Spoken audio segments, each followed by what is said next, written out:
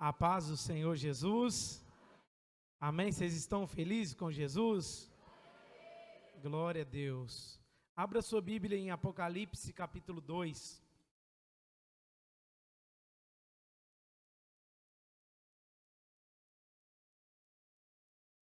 Apocalipse capítulo 2. Nós vamos falar da igreja de Éfeso.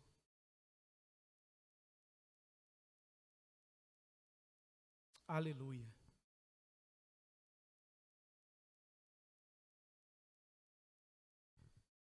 Apocalipse 2, verso 1. Você que encontrou, diga amém. Diz assim a palavra do Senhor. Ao anjo da igreja em Éfeso escreve: essas coisas diz aquele que conserva na mão direita as 7 estrelas e que anda no meio dos 7 candeeiros de ouro. Conheço as tuas obras, tanto o teu labor como a tua perseverança, e que não pode suportar homens maus, que puseste à prova aos que si mesmos se declaram apóstolos e não são, e os que achaste mentirosos, e tens perseverança, e suportaste provas por causa do meu nome, e não te deixaste esmorecer. Verso 4.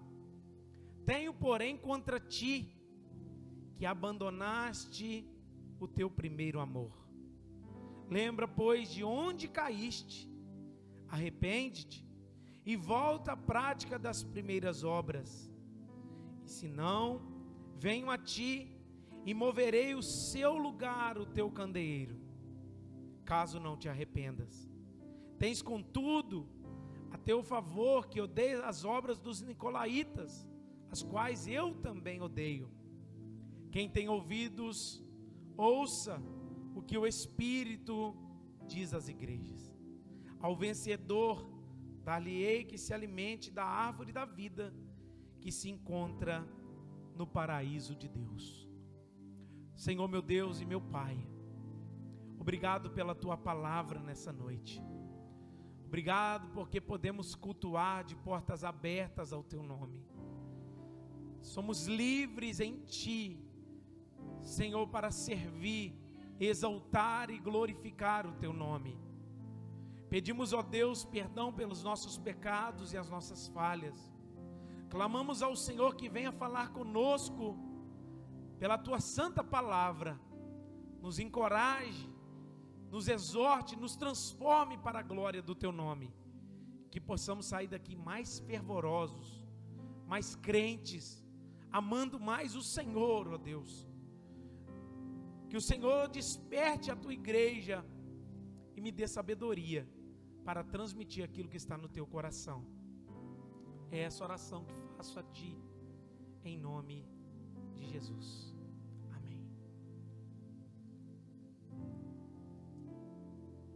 Irmãos, essa igreja, a igreja de Éfeso, é uma igreja que foi fundada pelo apóstolo Paulo na sua segunda viagem missionária. Se você quiser conferir depois na sua casa, você pode ler Atos capítulo 19, aonde Paulo ele vai à sua viagem missionária e ele funda essa igreja, ele fundamenta essa igreja.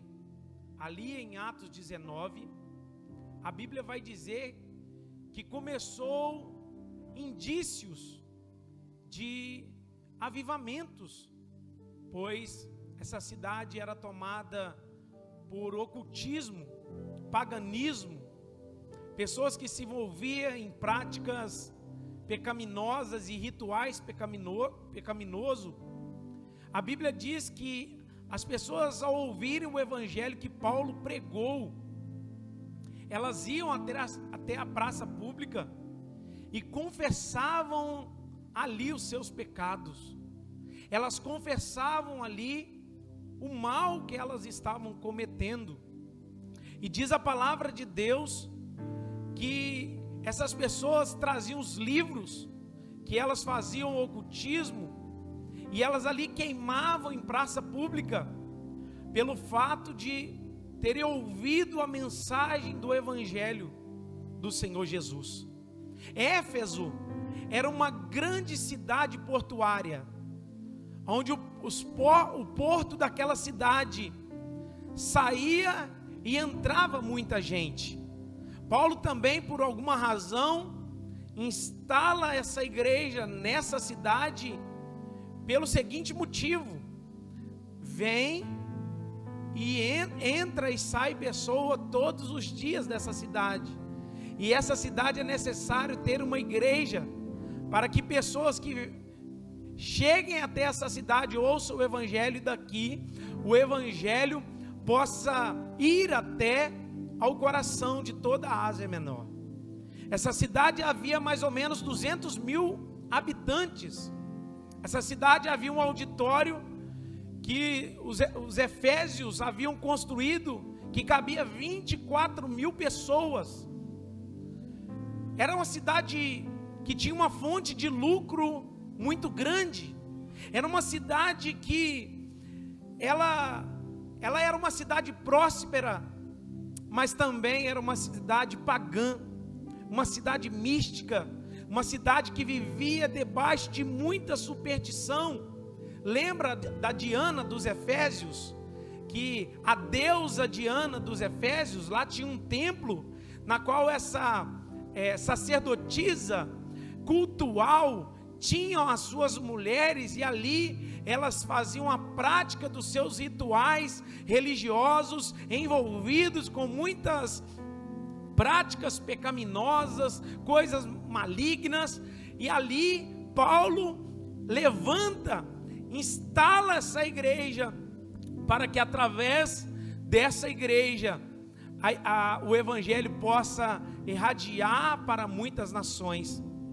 Paulo fica nessa cidade 3 anos, estabelecendo o evangelho, pregando o evangelho, trabalhando no coração dessas pessoas. Mais tarde, Paulo envia um homem chamado Timóteo para pastorear essa igreja. Olha que igreja privilegiada, pastoreada por Paulo, depois pastoreada por Timóteo, e logo depois essa igreja foi pastoreada pelo apóstolo João. Meu Deus, uma igreja que for pastoreada por Paulo, Timóteo e João, ela está feita, sim ou não? Ela está bem doutrinada, ela está bem fundamentada, ela está bem firme. Se vocês tivessem pastores desse nível aqui, eu tenho certeza que vocês estariam muito mais longe do que estão, porque esses homens eram fogo puro, tinha um evangelho doutrinário firmado na palavra, uma consistência bíblica muito forte. E essa igreja cresceu nesse evangelho, essa igreja se estruturou, essa igreja ela passou por muitas e muitas mudanças. Quando Paulo escreve a sua carta aos Efésios, no capítulo 1, no versículo 15, Paulo, ele destaca o amor que aquela igreja tinha pelo Senhor. Ou seja, Paulo, quando lembrava da sua igreja, dessa igreja que ele havia fundado, ele destacava o amor daquela igreja para com todos os santos. E agora, irmãos, nós estamos diante de um texto da palavra de Deus, que essa igreja já tinha sido pastoreada por Paulo, por Timóteo, por João, e agora essa igreja está recebendo uma carta de Deus. Essa igreja está recebendo propriamente de Deus uma mensagem para ser lida, para ser assistida, para ser recebida por todos aqueles cristãos. E o texto no verso 1 começa dizendo, se você puder deixar a sua Bíblia aberta, nós vamos estar expondo todos os versículos aqui.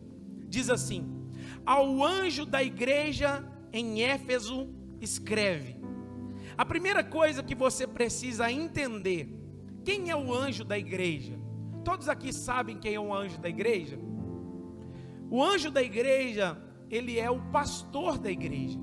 Muitas pessoas pensam que o anjo da igreja é um guardião celestial da igreja. Não é verdade isso. Outras pessoas pensam que são anjos, entidades celestiais que habitam naquela igreja. Mas não. Ao anjo da igreja, escreve. Quando Deus vai falar com a igreja, primeiro ele passa pelo pastor da igreja. Quando Deus vai advertir a igreja, primeiro ele fala ao pastor da igreja. Quando Deus vai exortar a igreja, primeiro ele envia o recado para o pastor da igreja. Observe comigo Apocalipse 1, verso 13.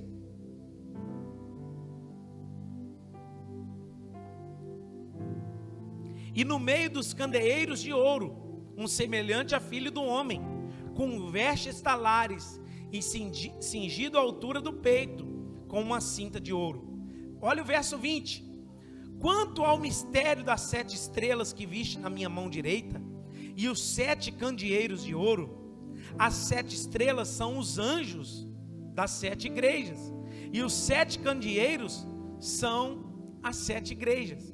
O que o verso 20 está dizendo? Que o próprio Deus segura 7 estrelas nas suas mãos, na sua mão direita, e à sua esquerda ele segura os 7 candeeiros. Quem são as 7 estrelas? Diz o texto: o anjo de cada igreja. Quem são os candeeiros? A própria igreja. Uma coisa você precisa entender: essa igreja, ela tem dono. Aleluia. Essa igreja, ela foi comprada e ela tem um dono. E o pastor dessa igreja tem que prestar conta a esse dono.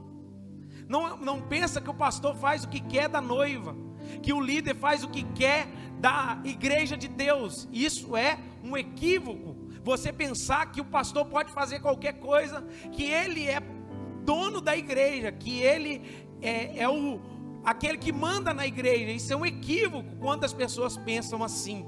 E diz a palavra do Senhor, irmãos, que Deus segura os pastores numa mão e a igreja ele segura na outra mão. O que isso nós podemos aprender? Pode ficar tranquilo, da igreja dos pastores Deus cuida.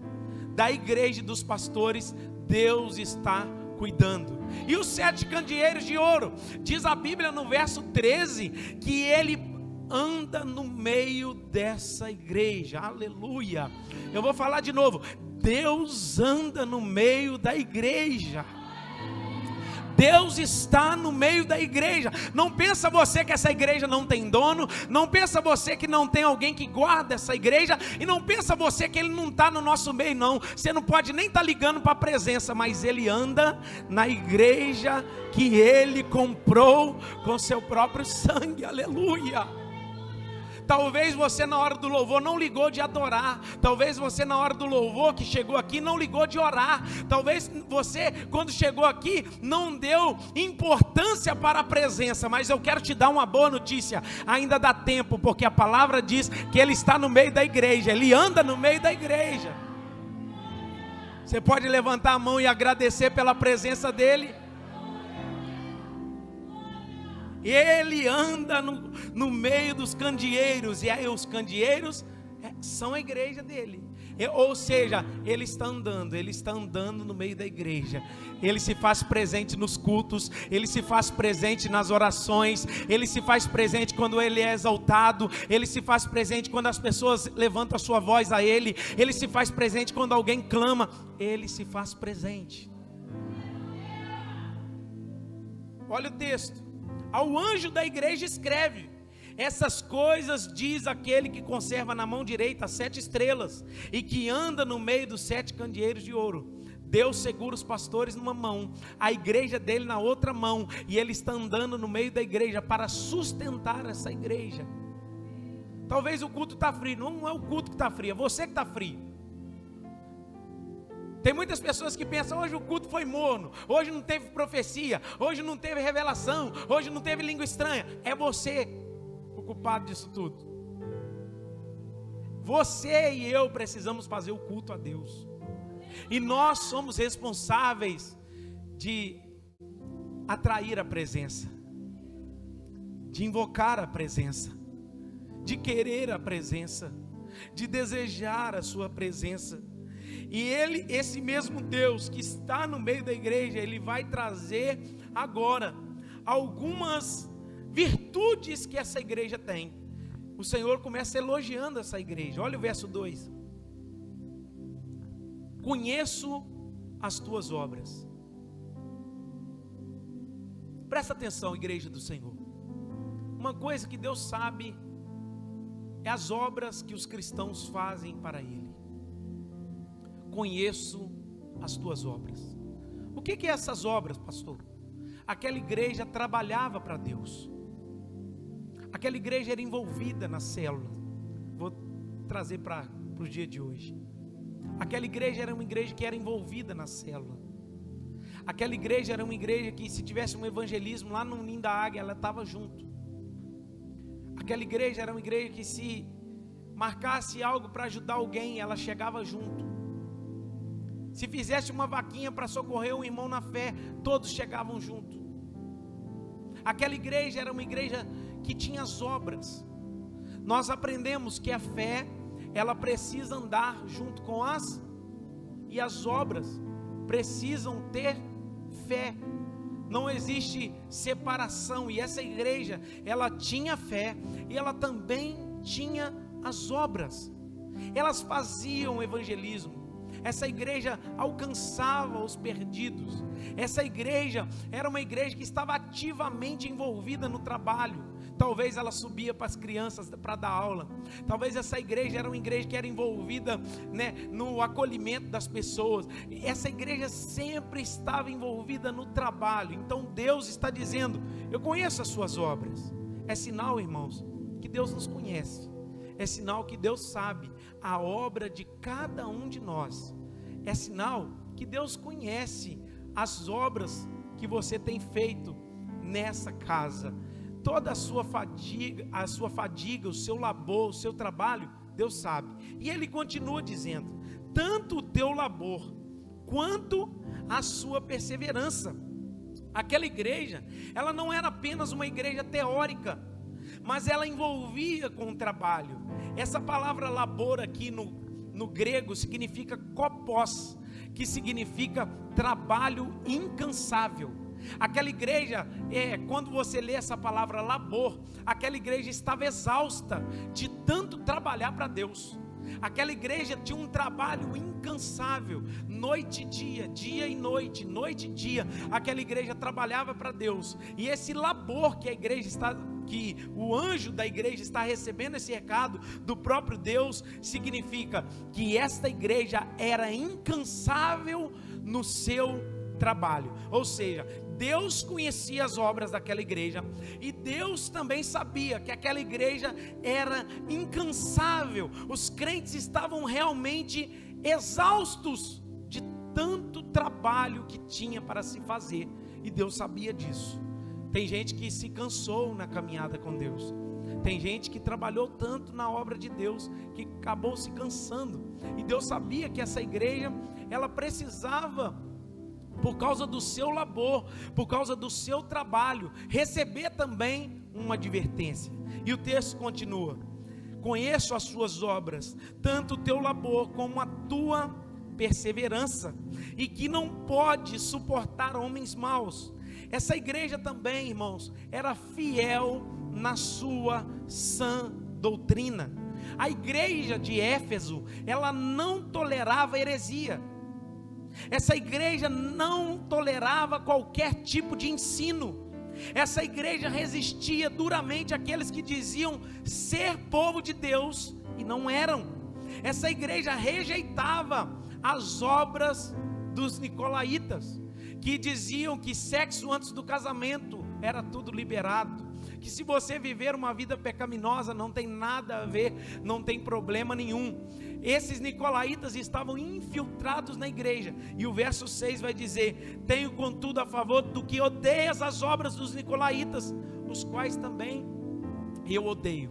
Tem muita gente que se infiltrou na igreja e prega um evangelho liberal, e prega um evangelho sem nenhum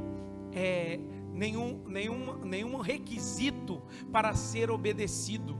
E esses são os nicolaítas, o evangelho que tudo pode. E o que é essa sã doutrina que a igreja preservava? Essa igreja não tinha campanha do sol grosso não, irmãos. Essa igreja não tinha culto forte não, o culto da profecia não. Essa igreja era pregada a palavra de Deus, e somente a palavra de Deus tem poder de sustentar a igreja do Senhor. Às vezes a gente fala, vai vir um pregador de fora, ele vai entregar profecia, aí lota. Mas quem quer vir na escola dominical? Quem veio na escola dominical hoje? Quem foi abençoado pela escola dominical pode dizer glória a Deus. Sabe o que é isso, irmãos? A sã doutrina, ela precisa ser cultivada na igreja. E essa igreja de Éfeso, ela conservava fielmente a sã doutrina. Ela não dava espaço para qualquer um pregar, ela não dava espaço para qualquer um ensinar. Elas resistiam duramente àqueles que diziam ser crentes, que diziam ser apóstolos e não eram.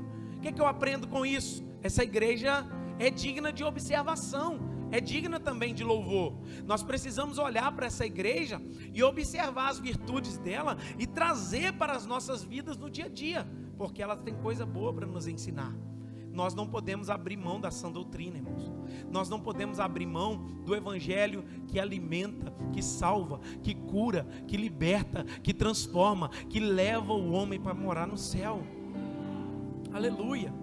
Então essa igreja também era fiel na sã doutrina. Olha o verso na continuação: e que puseste à prova aqueles que a si mesmos se declaram apóstolos e não são, isso que achastes mentirosos, e tens perseverança, e suportaste provas por causa do meu amor, e não deixaste esmorecer. Irmãos, essa igreja tem outra virtude. Qual virtude? Ela não se cansava facilmente, e ela suportava as provas, que ela vivia firmada em Jesus Cristo, diante das perseguições de uma cidade pagã, de uma cidade que estava envolvida com muita prostituição, com muito paganismo. Os sexos dentro dos rituais religiosos eram a coisa mais normal dentro dessa cidade. E essa igreja foi implantada, e ela está perseverante naquilo que Paulo ensinou para aquela igreja. Ela suportou as aflições desse tempo, as demandas que o mundo queria implantar, trazer para dentro daquela igreja. Eles suportavam as provas que ali eram colocadas para aquela igreja passar, e essa igreja, ela não se cansava. Nós temos muitos motivos para olhar para essa igreja como uma igreja madura em Deus, Nós citamos aqui várias virtudes dela, só que agora Deus, ele fala assim: mas eu tenho algo contra essa igreja, eu tenho algo a falar contra essa igreja. Deus, ele não dá só elogios para aquela igreja, agora ele tem algumas questões que eles precisam analisar dentro do seu evangelho. E o que é, pastor? Olha o verso de número 4.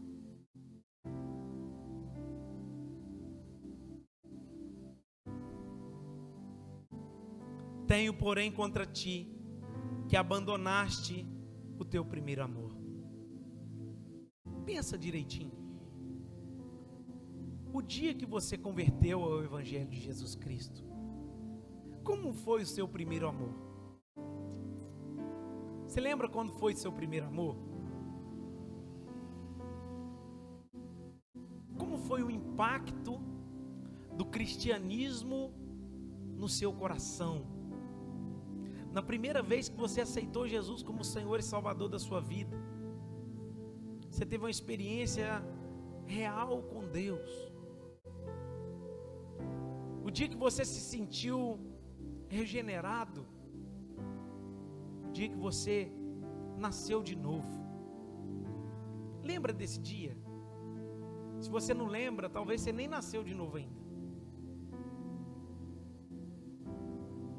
Se você esqueceu do dia que você teve um encontro com Deus, eu estou para te dizer que você precisa rever esse encontro.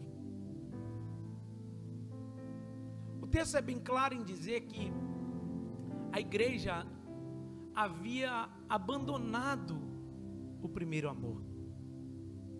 E tem muitos cristãos, irmãos, que o tempo vai passando, as coisas vão acontecendo e eles vão se esfriando em Deus. Eles vão deixando de lado o primeiro amor. Essa igreja, vamos olhar os dois lados dessa igreja, o lado positivo e o lado negativo. Essa igreja estava aberta.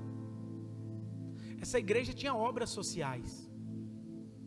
Essa igreja tinha cultos. Essa igreja, ela tinha pessoas que estavam trabalhando firmemente, dia após dia, no trabalho. Mas qual é o lado negativo? Tudo era feito pelo ritual. Tudo era feito somente porque era para ser feito, e não com o amor de Deus no coração. Essa igreja, ela fazia por fazer, mas não com a motivação em Cristo. Ela estava funcionando, mas não estava fluindo no amor de Deus. Essa igreja tinha culto, tinha adoração, tinha pregação, tinha sã doutrina, tinha pastor, mas a igreja estava longe do amor de Deus. Ela havia abandonado o amor de Deus. Por que eu pedi você para pensar e relembrar o dia que você nasceu de novo, encontrou com Cristo, teve uma experiência real com Deus? Foi exatamente esse dia que Deus te selou. Foi exatamente esse dia que Deus te alcançou. Foi exatamente esse dia que Ele lavou o seu coração. E muitas das vezes você pode ter abandonado este lugar, desse dia, desse momento, e deixou as coisas de Deus e entrou para o ritual. E talvez nós estamos mecânicos na nossa vida de oração. Nós estamos mecânicos na nossa forma de cultuar. Nós estamos mecânicos na nossa forma de dar oferta. Nós estamos mecânicos na forma de agir para com o outro. E Deus não quer isso. Deus quer que eu e você venhamos fluir nesse amor. Deus quer que a nossa motivação seja Ele. Deus quer que a minha motivação e a sua motivação seja só nele. Eu não estou aqui por causa da igreja, eu não estou aqui por causa da instituição, eu não estou aqui porque é uma religião, eu estou aqui porque Ele me alcançou, eu estou aqui porque Ele me lavou, eu estou aqui porque eu quero ser grato, porque a quem muito é dado, muito é cobrado. Oh, meu amado, Ele me deu a salvação e eu quero retribuir isso a Ele. Nós não estamos aqui servindo pelo rito, pelo ser domingo à noite. Nós estamos aqui porque amamos a Jesus. Nós estamos aqui porque Ele é a motivação da nossa alma. Nós estamos aqui porque Ele é o centro de todas as coisas. É Ele que deve brilhar nesse culto, é Ele que deve aparecer nesse culto, é Ele que deve se fazer presente nesse culto. É Ele que deve ser o motivo da minha oração, do meu louvor, da minha gratidão, da minha honra. Oh, meu amado, ou até o meu abraço no meu irmão é motivação em Deus. Até a minha oração pelo meu irmão, começamos esse culto aí hoje, orando um pelo outro. A nossa motivação de orar um pelo outro não é o irmão, é Deus. Tudo é Ele, começa nele, está nele, vai para Ele, tudo é Ele. Irmãos, essa igreja estava funcionando, mas havia abandonado o primeiro amor. Sabe o que acontece? Eu estava lendo sobre isso, e essa igreja foi muito dura, enrijecida com aqueles que diziam ser e não eram. Então o que essa igreja fazia? Ela tratava o pecado com muito rigor. Ela tratava os apóstolos que se declaravam apóstolos e não eram, com muita dureza. E lendo sobre isso, o comentarista vai dizer que esse pode ser o motivo que levou essa igreja a endurecer também os relacionamentos. Eu trato os falsos com dureza, mas, irmãos, eu tenho que tratar o pecado com a dureza. mas crente eu tenho que amar. E isso levou essa igreja a esfriar. Isso levou a igreja a abandonar o primeiro amor, porque ela dura com o pecado, era dura com as pessoas que se declaravam ser e não eram, e ela acabou se esfriando, abandonando o primeiro amor, deixando de lado as obras do primeiro amor. Então vamos lá, eu quero expor para vocês, quando é que estamos abandonando o primeiro amor? Talvez você pode encaixar em algum ponto que eu vou falar. Número 1, quando substituímos Jesus pelo trabalho. Essa vale muito para os líderes, para os obreiros, para os irmãos que têm uma função na igreja, que tocam, cantam, vão para a sala. Eu tenho falado com Deus que eu não posso ir para a Bíblia somente para procurar uma pregação, irmãos. Eu não posso ir para a oração no dia que eu vou pregar só, não. A minha maior luta como pastor é orar todo dia, fervorosamente. E no dia que eu não consigo, eu fico assim, meu Deus, eu não consegui. E tem dia que eu acordo 5h10 da manhã, eu sei que é Deus me chamando. Eu sei que é o Senhor me despertando. Esses dias gelado é difícil de acordar. É difícil sair da cama. Mas eu não posso ser motivado pelo dia da pregação. Eu não posso ser motivado no dia que eu vou fazer algo para Deus. E nós estamos substituindo Jesus pelo trabalho.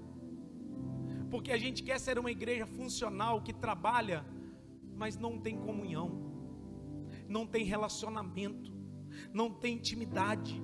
O perigo que todo cristão está correndo, porque podemos sim ser apaixonados pela instituição e não termos nenhum vínculo com Jesus. Essa palavra está no meu coração há algum tempo, irmãos. Hoje eu fiz até uma pesquisa lá no Instagram e todas as pessoas responderam não. É possível amar a igreja e não amar Jesus? Ou amar Jesus e não amar a igreja? E todo mundo diz não. Mas na verdade é possível. Porque a pessoa ela se envolve com a instituição e não envolve com o dono dela. Quer ver um exemplo? Já viu a mulher que perdeu a paixão pelo esposo e continua servindo em casa? Continua fazendo comida? Continua lavando banheiro? Continua passando roupa e não ama mais o esposo? Tem muito crente assim, continua na igreja, vai no culto, faz tudo, mas não ama mais o noivo. Isso é sério, irmãos. Sabe por quê? Essa igreja substituiu o trabalho por Jesus. Nada que você vier fazer na igreja, nada vai compensar se você não tem intimidade com Ele, se você não anda com Ele. Jesus está interessado muito mais em nós do que em nosso trabalho. Ele está interessado em relacionamento e não naquilo que você faz. Jesus não está interessado no seu trabalho, nas suas mãos. Ele está interessado num coração rendido, num coração voltado a Ele, num coração que está queimando por Ele. Aquilo lá vai ser consequência. Eu trabalhar, eu visitar, eu amar, eu estender as mãos, vai ser só consequência daquilo que eu vivo no particular com Deus. O grande problema é que nós estamos invertendo a ordem, fazendo para depois tentar orar, envolvendo para depois tentar ter uma vida de oração, e isso é errado. Nós precisamos ter todos os dias relacionamento com Deus. Então vamos lá, você está abandonando o primeiro amor quando você está substituindo Jesus pelo trabalho na igreja. 2, quando substituímos Jesus pelo zelo religioso. Defendemos a sã doutrina, defendemos a nossa fé, defendemos a nossa teologia, mas esquecemos de deleitar em Deus e em sua palavra. Nós defendemos todo o nosso aparato gospel, evangélico, cristão de hoje, mas esquecemos de deleitar no Senhor e na sua palavra. Se você defende a sua fé com unhas e dentes, glória a Deus por isso. Mas é muito perigoso, porque os fariseus, eles observavam os rituais muito mais do que propriamente a vontade de Deus. Lembra o homem que o Hélio pregou aqui na quinta-feira, o paralítico? ele foi curado. Os religiosos, o que diz? Mas hoje é sábado, você não pode ser curado hoje não. Hoje não é dia de levar a cama não. Sabe por quê? Eles estão muito mais agarrados nos rituais do que propriamente no Senhor. Irmãos, nós precisamos acordar. Nós precisamos ter um despertamento nisso. Nós precisamos despertar. Porque muitas das vezes, eu e você, estamos como aqueles fariseus, que estamos observando os rituais, mas o nosso coração tem andado seco. O nosso coração está mais seco, duro, do que um deserto árido. Observamos a escola dominical, as células, participamos dos cultos, envolvemos nos rituais todos da igreja, Santa Ceia eu não posso faltar, mas o nosso coração, os nossos olhos, não tem mais lágrima, não choramos mais, não nos quebrantamos mais, não valorizamos mais a presença dEle, não entregamos mais o nosso coração a Ele, a nossa vida a Ele. Irmãos, Ele precisa ser tudo no meu e no seu coração. Paulo tinha um zelo pela religião, ele matava pessoas por causa da religião. Quem sabe nós estamos igual Paulo, a gente até fere os outros. Pedro arranca a espada da cintura e decepa a orelha, porque eu quero proteger Jesus, eu quero matar por causa da minha fé. Não, nós precisamos nos deleitar em Cristo, ter o nosso coração rendido nele, voltado para Ele. Ele deve ser o centro do nosso coração. 3, quando o amor à estrutura é maior do que o amor a Jesus. O que é isso, pastor? Tem cristão que só está orando na igreja, parou de orar em casa. Tem cristão que só abre a Bíblia no dia da célula, da escola dominical e dos cultos. A gente só é crente aqui dentro. A gente passa os minutos e quem olha para nossas vidas aqui, com a Bíblia aberta, demonstrando ser um bom cristão, fala assim: aplausos. Mas o ser cristão não é aqui dentro da igreja, o ser cristão é dentro de casa. A forma que você trata o seu esposo, a forma que você trata a sua esposa, no dia a dia, como você caminha em verdade, em temor, em obediência, honrando o nome de Deus. Isso é ser um cristão autêntico. Nós precisamos entender, irmãos, porque muitas pessoas perderam prazer em Deus e eles só participam dos rituais. 4, quando examinamos os outros e esquecemos de nos examinar. Essa igreja, ela tinha capacidade de examinar aquele que estava no pecado. Essa igreja tinha capacidade de repreender aqueles que se diziam ser e não são, aqueles que se declaravam apóstolos e não eram. Ela tinha força, Eduardo, para repreender as pessoas de fora, mas essa igreja não era capaz de olhar que ela havia esfriado na fé. Irmãos, isso é triste. Esfriar na fé é um declínio para a nossa vida com Deus. Se você perder a motivação em Deus, você está perdendo tudo. Como eu disse, Deus ele precisa ser o centro do nosso coração. E quando nós estamos perdendo isso, essa motivação de adorar, essa motivação de cultuar, de ter prazer nele, de estar com ele, você está à beira do abismo, você está prestes a cair, você está prestes a abandonar o barco e não sabe. Essa igreja abandonou o primeiro amor. Hoje, irmãos, eu peguei a bicicleta do foguinho ali e falei assim, vou dar uma volta. E eu, de terno assim mesmo, antes dos irmãos chegar, eu dei uma volta lá fora. E ali eu lembrei, quando eu não tinha moto, não tinha carro, e vinha para a igreja de bicicleta.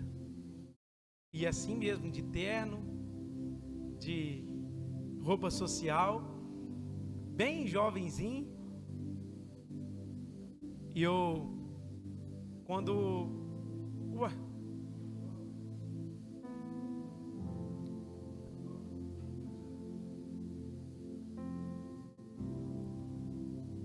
irmãos, volta aqui o assunto. Nós precisamos no nosso coração ter em nossa alma lembranças daquilo que aconteceu conosco lá no início da nossa fé. E sabe o que eu vejo, irmãos?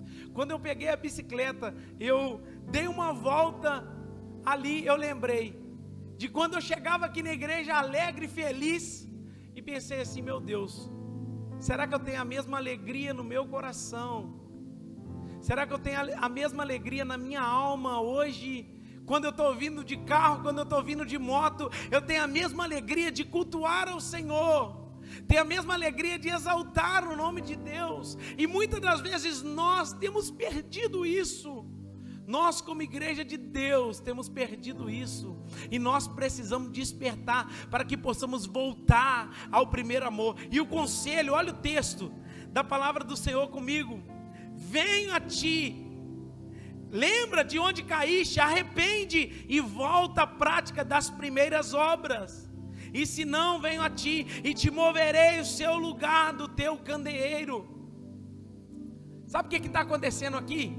Deus está falando para aquela igreja assim, ó: se você saiu do primeiro amor, se você abandonou o primeiro amor, uma coisa você tem que fazer. O que é? Arrependimento. Irmãos, não tem nada mais a se fazer do que arrepender de onde nós caímos. O que eu entendo na palavra do Senhor em nossos corações, que Deus quer trazer para nossas vidas nessa noite? Nós precisamos nos arrepender. Quando o filho pródigo estava longe da casa do pai, quando o filho pródigo, irmãos, ele foi e fez tudo de errado, o que a Bíblia diz que aconteceu? Ele caiu em si, arrependeu e voltou. O convite de Deus é: arrepende e volta. O que é arrependimento? Tem gente que acha que arrependimento é vir aqui hoje à noite, dobrar o joelho e chorar, e amanhã continuar a mesma coisa? Não. Arrependimento é mudança de vida. Arrependimento é se levantar. Arrependimento é ter uma decisão. Não precisa existir choro, o que precisa existir é uma decisão, é atitude de mudar, é voltar à prática das primeiras obras. E o convite de Deus para o meu e o seu coração é: volte à prática das primeiras obras. Volte a orar como antes. Volte a jejuar como antes. Volte a pregar como antes. Volte a fazer propósito como antes. Volte a jejuar como antes. Volte a dar oferta como antes. Volte a ser um cristão que você sempre foi. Deixou de ser. Irmãos, nós precisamos entender em nossas vidas que o mais importante na caminhada com Deus é nós estarmos aos pés de Jesus, é caminharmos com Ele, é voltarmos o nosso coração com Deus. Irmãos, eu olhando toda essa palavra e meditando naquilo que Deus está liberando no nosso coração nessa noite, eu fiquei pensando: meu Deus, quanto tempo a igreja já não ora mais em fervor, já não ora mais em temor, já não ora mais para visitar os doentes, visitar os perdidos, visitar aqueles que são órfãos, aqueles que estão oprimidos. E o convite de Deus, único e exclusivamente de Deus, é: volta. Você precisa voltar. Deus está te chamando. Volta. Fala para o irmão que está do seu lado assim: volta. O Senhor quer que você volta a praticar as primeiras obras. O Senhor quer ver você na oração das madrugadas, irmãos. O Senhor quer ver você orando mais, lendo mais a Bíblia, mas um coração que queima por Ele, que anseia por Ele, que deseja Ele, que quer mais dEle. Só isso importa. E o convite dele nessa noite é: arrepende, ou seja, dá um start hoje e volta a praticar as primeiras obras. Você pode ficar de pé no seu lugar?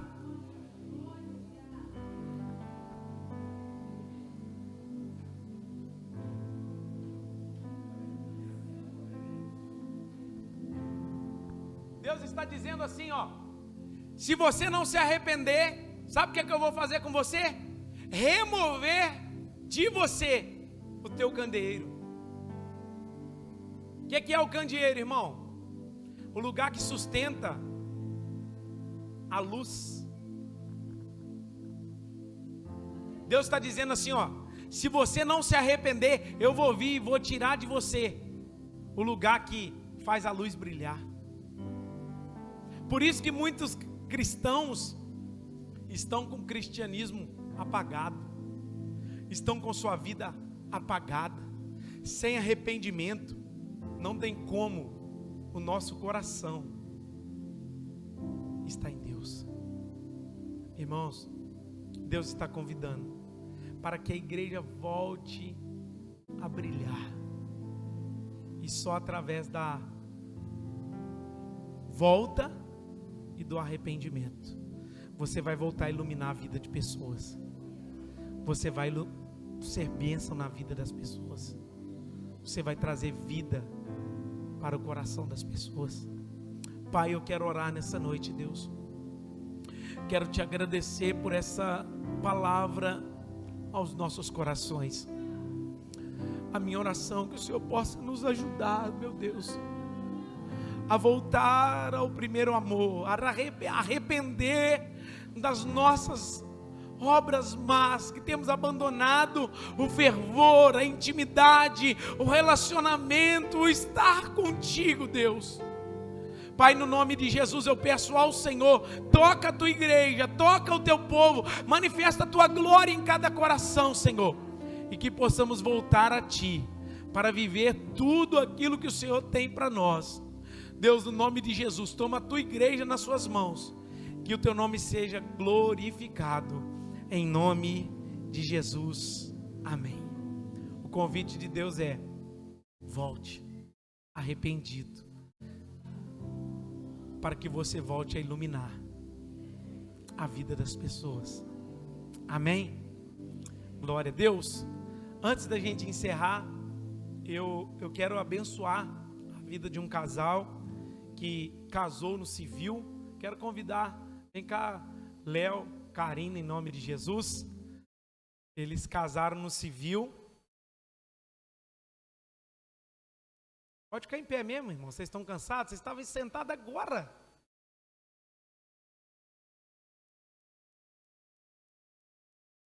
Amém? Irmãos, o Léo e a Karina, eles casaram, regularizaram a situação, e hoje, como igreja do Senhor, nós estaremos orando pela vida deles. Estão no curso de batismo, né, para a glória de Deus. Deus tem feito uma obra linda na vida deles, e a nossa oração é para que Deus possa sustentar vocês a cada dia mais, e que neste altar aqui inicie, né, esse tempo de bênção sobre a casa e a família de vocês. Amém? Você pode estender as suas mãos para cá, nós vamos orar. Pai, em nome de Jesus, eu quero te agradecer, Deus, pela vida deste casal.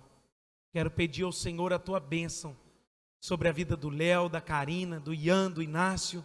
Toma essa família nas suas mãos. Deus, que o Senhor possa conduzir os teus filhos debaixo do temor do Senhor. Eles que oficializaram civilmente, agora na igreja do Senhor, nós pedimos a tua bênção, Pai. Ser com eles, abençoando, derramando a vida do Senhor neste casamento, que toda brecha seja fechada, que tudo aquilo que não provém de Ti seja jogado por terra na autoridade do Teu nome, e que o Senhor possa trazer a vida do Senhor, Pai. Em nome de Jesus, nós abençoamos a casa, a família dos Teus filhos, para a glória e louvor do Teu nome. É essa oração que fazemos a Ti, em nome de Jesus. Amém. Você pode aplaudir o Senhor na vida deles. Deus abençoe. Em nome de Jesus. Amém. Faça assim com as suas mãos, que o grande amor de Deus Pai, a graça salvadora de nosso Senhor e Salvador Jesus Cristo, a doce comunhão e consolação do Espírito Santo, seja com todos vocês, com todo o povo espalhado na face da terra, e o povo diz: amém. Deus abençoe, uma semana abençoada em nome de Jesus.